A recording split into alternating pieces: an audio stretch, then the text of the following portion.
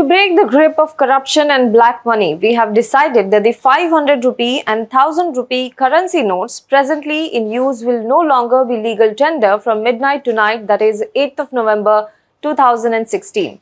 These notes will not be acceptable for transactions from midnight onwards.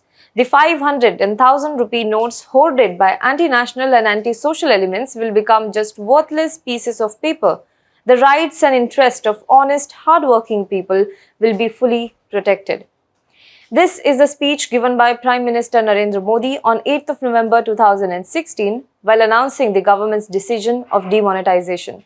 Between that day and today's date, 6 years have passed. And although the BJP claims demonetization was done to fight corruption and black money, it does not tout it as one of the prominent achievements or cite it in election manifestos. That is something to ponder about. However, today we are talking about central government's response to Supreme Court query. As you know, the Supreme Court is currently hearing a petition challenging the move of demonetization. Defending its decision to ban the currency notes of 500 rupees and 1000 rupees, the government told Supreme Court that the step was taken after extensive consultation with the Reserve Bank of India and advanced preparations were made before the note ban was enforced. But was it really so? Hello, my name is Aarti, and in this video today, we are going to talk about two sets of information. One is Centre's reply to the Supreme Court on demonetization, and second, RTI reply documenting RBI's minutes of meeting hours before demonetization. But before that, if you are watching this video on YouTube, please make sure you subscribe to our channel, you like this video and you comment below it. And if you are watching this video on Facebook, then please do like our page and follow our page. Now you can also access our articles, videos and live TV on our app. So if you haven't already, download hwnews network app on your Android Play Store now. First, let us talk about what the Centre, the Modi government, said in the court. Defending its decision of demonetization, the Centre told court, and I quote, "The withdrawal of the legal tender character of the specified banknotes was by itself an effective measure and was also a part of a larger strategy for combating the menace of fake news, terror financing, black money and tax evasion, but not confined to them alone." It further said that it was an economic policy decision exercised in accordance with the powers conferred by an Act of the Parliament, that is RBI Act 1934, in conformity with the provisions of the said Act, and was subsequently affirmatively taken notes of by the Parliament in the specified Banknotes Cessation of Liabilities Act 2017. The Union government submitted the decision of demonetization was executed on the specific recommendation of the Central Board of the Reserve Bank of India, and the RBI had also proposed a draft scheme for the implementation of the recommendation.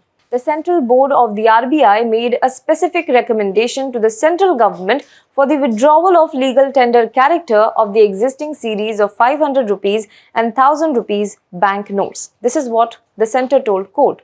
Furthermore, it also said that the RBI also proposed a draft scheme for the implementation of the recommendation. The recommendation and the draft scheme were duly considered by the central government, and based on that, the notification was published in the Gazette of India declaring that the specified banknotes shall cease to be legal tender.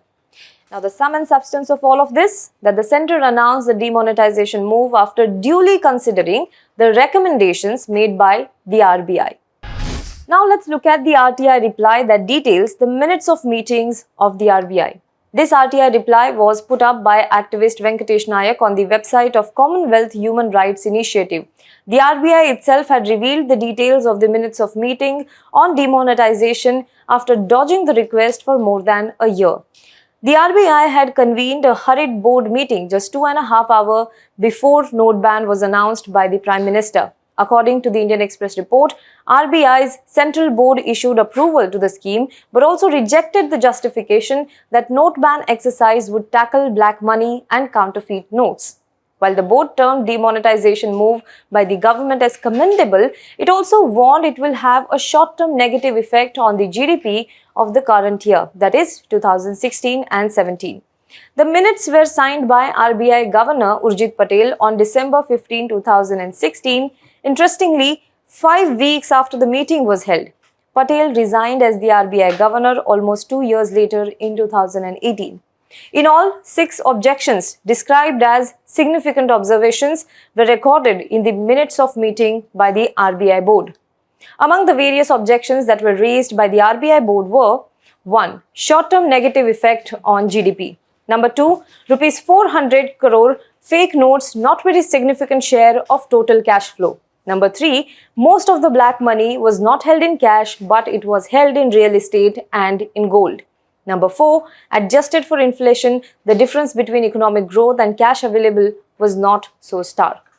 Now, former Finance Minister P. Chidambaram then had also criticized the RBI, calling it a black day in its history.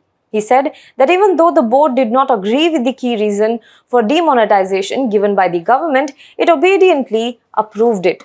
But apart from this, if you look at demonetization 6 years later, it has failed to achieve one of its key objectives, reducing the cash transaction in the country.